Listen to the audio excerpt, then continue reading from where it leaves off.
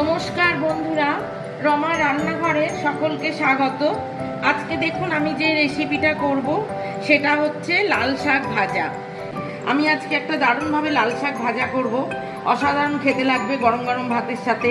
তা এই দেখুন লাল শাকগুলো একদম টাটকা ফ্রেশ, একদম পরিষ্কার করে ধুয়ে ভালো করে কুচিয়ে এরম মিহি করে কুচিয়ে রেখেছি।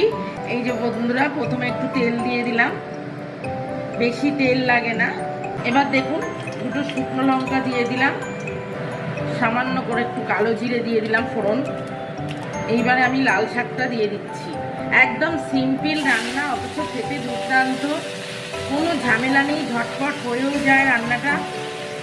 একঘেয়ে খেতে খেতে যখন ভালো লাগে না, তখন একটু এরম পাল্টে পাল্টে নানান রকমের করলে পরে একটু খেলে খুব ভালো লাগে। তা আমি সেই রকমই দেখাই যে একটু নতুন ধরনের, একটু পাল্টে পাল্টে করার রেসিপি আর কি।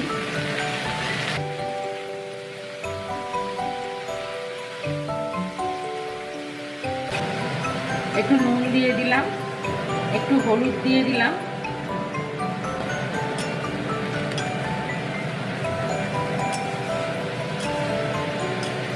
আমি ঠিক যেভাবে করছি দেখাচ্ছি, আপনারা ঠিক এইভাবে করুন, করে খান। কেমন লাগে আমাকে জানাবেন। আমার চ্যানেলটাকে লাইক করবেন, শেয়ার করবেন, সাবস্ক্রাইব করবেন, আর পাশে বেল আইকনটা ক্লিক করে দেবেন বন্ধুরা, যাতে আমি যে কোনো কিছু রান্না ছাড়লেই আপনারা যাতে সহজেই পেয়ে যান। সামান্য একটু দেখুন জলে ছিটে দিয়ে দিচ্ছি।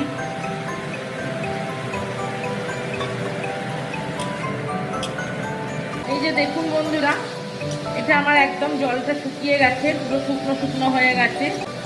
অল্প করে একটু চিনি দিয়ে দিচ্ছি। এই দেখুন বন্ধুরা, এটা আমার একদম হয়ে গেছে। এবার দেখুন সব শেষে যেটা দেব, একটু এই যে কাঁচা পোস্ত, এই দেখুন ওপর থেকে আমি ছড়িয়ে দিলাম। এইটার জন্য টেস্টটা দুর্দান্ত লাগবে।